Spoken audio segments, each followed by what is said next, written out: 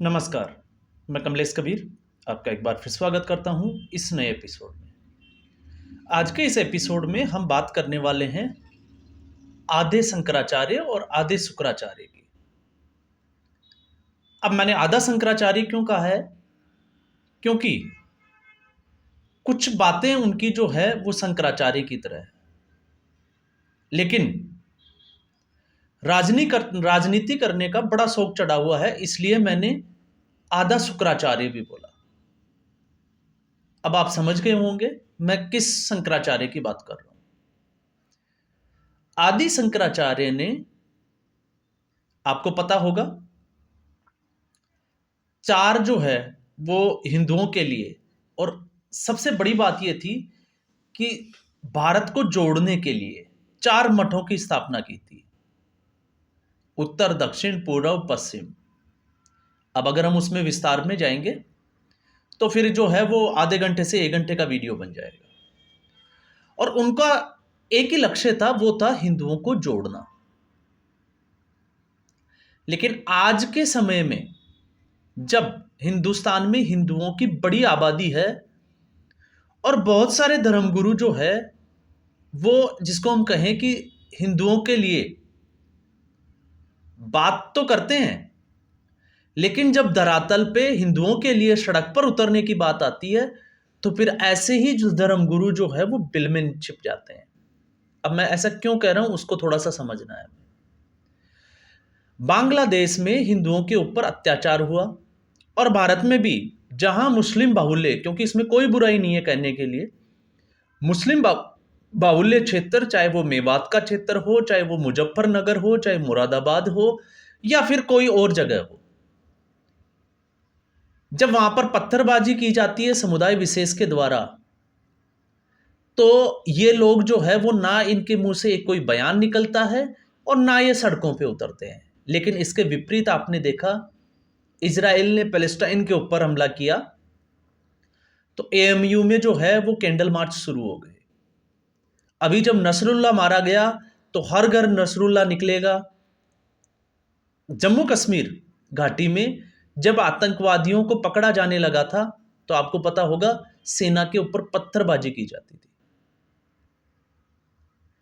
तो जब हिंदुओं पे अत्याचार की बात आती है तो बांग्लादेश में तख्ता पलट हुआ, और उसके बाद में हिंदुओं को अपनी रक्षा के लिए खुद सड़कों पे आना पड़ा। और आप देखिए उन लोगों की हिम्मत कि अल्पसंख्यक होते हुए भी बांग्लादेश में वो अपनी रक्षा के लिए खुद उन्होंने हथियार लिए, खुद सड़कों पे उतरे और खुद अपनी लड़ाई लड़ी। भारत में चाहे वो बाबा बागेश्वर हो, लोग उनकी जो है वो बहुत पूजा करते हैं, बहुत मानते हैं, या फिर ये शंकराचार्य हो, कोई एक भी व्यक्ति इन हिंदुओं के लिए सड़क पे उतरा हो तो आपका अगर पास कोई उदाहरण है तो कमेंट बॉक्स में उसका जरूर छोड़ें। टीवी पे आकर ज्ञान बहुत देते हैं क्योंकि इनको मीडिया बहुत पसंद है, लेकिन जब बात आती है असली लड़ाई की तब ये लोग जो है वो पीछे हट जाते हैं। और जब हम स्वामी अभिमुक्तेश्वरानंद की बात करते हैं, सरस्वती की, तो इनका तो जो है वो विवादों से बड़ा नाता रहता है। जब इनके गुरु स्वरूपानंद सरस्वती जी का जब निधन हुआ, फिर उसके बाद में इनको जब शंकराचार्य बनाया तो वो भी विवादों में रहा, मामला जो है वो कोर्ट में गया। इसके अलावा चुनाव लड़ने का और चुनाव लड़ाने का शौक भी बड़ा चढ़ा था। सड़क पर भी बैठे बनारस में, आपको पता होगा, क्योंकि बनारस जो है वो इनकी कर्मस्थली है, वहां पे ये पैदा हुए हैं, पढ़ाई हुई है। तो ये सारी चीजें क्योंकि दोहराने की तो है नहीं, क्योंकि ये सारा देश देख चुका है। लेकिन इससे भी बड़ा 550 साल की लड़ाई के बाद में, 550 साल की लड़ाई के बाद में जब सुप्रीम कोर्ट का ऑर्डर आया और जो राम मंदिर जिसकी प्राण प्रतिष्ठा होने वाली थी, तो इन्होंने किनारा कर लिया, और ये कहते हुए किनारा कर लिया कि आधे अधूरे मंदिर में वो प्राण प्रतिष्ठा में नहीं जाएंगे। और एक बड़ा विवाद खड़ा किया जिसमें चारों शंकराचार्य को डाल दिया, लेकिन 2 शंकराचार्य उन्होंने जो है वो सफाई देनी पड़ी, और फिर इसके बाद जो है वो पीछे हट गए। लेकिन अब हम बात करते हैं, एक बार फिर उन्होंने जो है वो जिस तरीके की बात की है वो आपको साबित हो जाएगी कि ये आदि शंकराचार्य और आदि शुक्राचार्य कैसे है। राजनीति का शौक तो है ही, मैं आऊंगा उस बात पे भी, लेकिन मोदी विरोधी ये बिल्कुल जो है वो जिसको हम कहें कि जड़ता के साथ है, जड़ के साथ मोदी विरोधी है। और मोदी विरोधी जो पार्टियां हैं उनके बयानों को कोट करती है और उसका फायदा उठाने की कोशिश करती है। तो ऐसे लोगों से हमें भी जो है वो थोड़े से सावधान रहने की जरूरत है। कल यानी गुरुवार को इनका मध्य प्रदेश के आगर क्षेत्र में सुसनेर जो जगह है वहां पे एक गौशाला है, या हम कहें कि कामधेनु गो अभ्यारण्य है। वहां पर इनका एक वक्तव्य था, क्योंकि ये वहां पहुंचे हुए थे, और वहां पहुंचे हुए थे क्योंकि वहां पे एक वर्षीय जो वेद लक्षणा गो आराधना महामहोत्सव था उसकी शुरुआत हुई थी। और उन्होंने जो बात बोली वो देश हित में तो नहीं है, गोहित में हम मान सकते हैं। इन्होंने बोला कि जम्मू कश्मीर में धारा 370 वापस आनी चाहिए। अब क्यों आनी चाहिए, कैसे आनी चाहिए, उसके लिए क्या होगा, उसके साइड इफेक्ट क्या है, वो तमाम तरह की बातें हमको और आप सबको पता है, और मुझे लगता है कि शायद इनको भी पता है।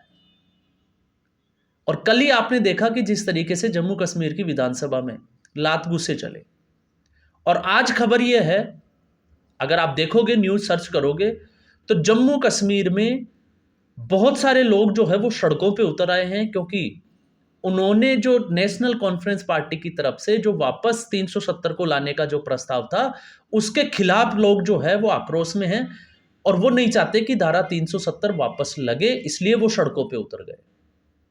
लेकिन ये दो घटनाएं, एक घटना ये और दूसरा ट्रंप का जीतना। तो अभी मुक्तेश्वरानंद से जब ऋषि सुनक की हार हुई तब इनके मुंह से एक वर्ड नहीं निकला, क्योंकि वो हिंदू आइडियोलॉजी को फॉलो करते थे। और इस वक्त जब ट्रंप जो है वो भगवा कपड़े पहनकर वोट मांगने जाते हैं तो इनको दर्द है, और दर्द उस देश से है क्योंकि इकोनॉमी का युग है। कोई भी देश होगा, उसका प्रधानमंत्री हो या राष्ट्रपति, वो अपने देश का हित जरूर देखेगा, चाहे हम भारत की बात कर ले, चाहे पाकिस्तान की कर ले, चाहे अमेरिका की बात कर ले। तो यहां पे अगर हम देखें तो उनका जो वक्तव्य है, क्योंकि मुझे लगता है कि ऐसे लोगों को राजनीति से दूर रहना चाहिए। और उन्होंने क्या कहा, मैं अगर उसकी बात करता हूं तो उन्होंने कहा कि भारत के लोगों ने जिस तरीके से ट्रंप को जिता दिया, तो ठीक वैसे ही भारत मूल की एक महिला को हरा भी दिया, कमला हैरिस। जबकि कमला हैरिस भारत के साथ कितनी खड़ी है और उनके कौन कौन से बयान हैं, आप सुनोगे तो शायद आपको पता चल जाएगा। तो हम ना ट्रंप की बात कर रहे हैं ना कमला हैरिस की बात कर रहे हैं। साथ में उन्होंने कहा कि कोई भी पार्टी जो है वो हिंदू नहीं है। अब यहां पे एक चीज और मैं आपको बता देता हूं, जिस वक्त ये बात उन्होंने बोली कि हिंदू पार्टी नहीं है, और अगर कोई पार्टी हिंदू पार्टी होने का शपथ पत्र देती है तो ही उसको वोट करें, ये बात उन्होंने बोली।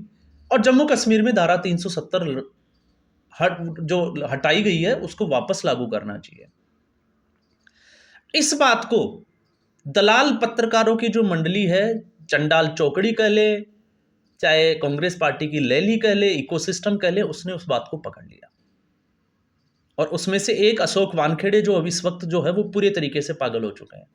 उन्होंने तो वीडियो भी बना दिया कि मोदी के खिलाफ जो है ये हो जाएगा, वो हो जाएगा। अभी मुक्तेश्वरानंद ने जो है वो मोर्चा खोल दिया है, इस तरीके की बातें, क्योंकि उन्होंने ये बात पकड़ ली 370। लेकिन उन्होंने एक इसके साथ एक बात और बोली थी कि पिछले 65 साल में जो मुसलमानों के लिए नहीं हुआ वो नरेंद्र मोदी ने 10 साल में करके दिखाया है। लेकिन ये इस बात को नहीं लाएंगे, क्योंकि अगर वो इस बात को रखते हैं आगे कि शंकराचार्य ने ये बात बोली है, तो फिर उनका एजेंडा जो है वो खराब हो जाएगा। मतलब वो मानते हैं, शंकराचार्य मान रहे हैं कि 10 साल में नरेंद्र मोदी ने 300 ऐसी योजनाएं चला रखी है जिसका सीधे तौर से फायदा जो है वो मुसलमानों को हुआ है।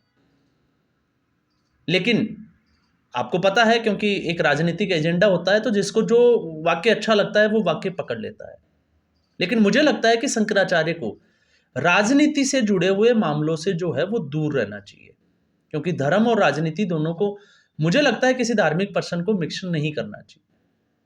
और जो पिछले 10 साल में हिंदुओं के लिए हुआ है वो शायद किसी सरकार ने किया भी हो, तो अगर आप देखिए इतिहास उठा के, या फिर इन शंकराचार्य ने हिंदुओं के लिए कुछ किया हो तो वो भी आपके सामने है। तो ऐसी स्थिति में, और उनका ये क्यों कहा उन्होंने ये किस संदर्भ में कहा था वो भी हमें समझना चाहिए, क्योंकि 370 हटने के बाद में उनका मानना है कि वहाँ पे गो हत्या, गोमांस की तस्करी, उसका व्यापार, मांस खाना, इस तरीके की जो है वो घटनाएं बढ़ गई है। क्योंकि जब धारा 370 लागू थी तो धारा 370 के साथ में एक और जो है वो नियम लागू था, और उस नियम की वजह से इसके ऊपर जो है वो रोक लगी हुई थी, और वो था रणबीर दंड संहिता। तो ये जो है वो पूरा मामला था।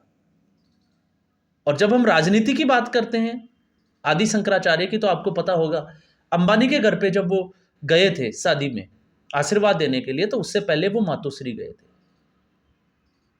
हालांकि होना तो यह चाहिए था कि मातोश्री वाले शंकराचार्य के वहां जाने चाहिए, लेकिन शंकराचार्य वहां पहुंचे और उन्होंने सीधे तौर से बीजेपी को अटैक करते हुए कहा था कि उनको दुख है कि उद्धव ठाकरे के साथ विश्वासघात हुआ है। अब विश्वासघात किसने किया, उद्धव ठाकरे ने या भारतीय जनता पार्टी ने? भारतीय जनता पार्टी की ज्यादा सीटें थी, भारतीय जनता पार्टी के सहयोग से जो जीते थे, उससे पहले भी सरकार थी, लेकिन उद्धव ठाकरे ने मुख्यमंत्री पद की लालसा के होते हुए जो है वो महाविकास अगाड़ी में चले गए। और उसके बाद में क्या हुआ वो आप सबने देखा। तो इससे आप अंदाजा लगा सकते हैं कि शंकराचार्य की जो मंशा है और नरेंद्र मोदी को लेके उनके विचार क्या है, शायद आपको समझ में आ जाएंगे। इनका दर्द यही था कि देश के प्रधानमंत्री के हाथों जो है वो जो प्राण प्रतिष्ठा समारोह था वो नहीं होना चाहिए था, इनके हाथों से होता तो शायद वो सबसे अच्छा होता, और फिर ये कहते कि हाँ जो भी हुआ है वो अच्छा हुआ है। और अब गो हत्या को रोकने के लिए उत्तर प्रदेश से दिल्ली तक के लिए ये नंगे पांव जो है वो एक पैदल यात्रा भी करेंगे। इस तरह की तैयारी जो है वो इनकी चल रही है। लेकिन जो भी है, हकीकत यही है कि आधे शंकराचार्य और आधे शुक्राचार्य, या फिर हम कहें कि हिंदुओं के ऊपर धर्म की बात नहीं करके राजनीति करने वाले शंकराचार्य अगर हम कहें इनको, तो वो ज्यादा बढ़िया होगा, क्योंकि लगता है इनको जो है वो प्रधानमंत्री पद का उम्मीदवार होना चाहिए। तो आज के एपिसोड में बस इतना ही। नए एपिसोड के साथ फिर हाजिर होंगे, तब तक के लिए धन्यवाद।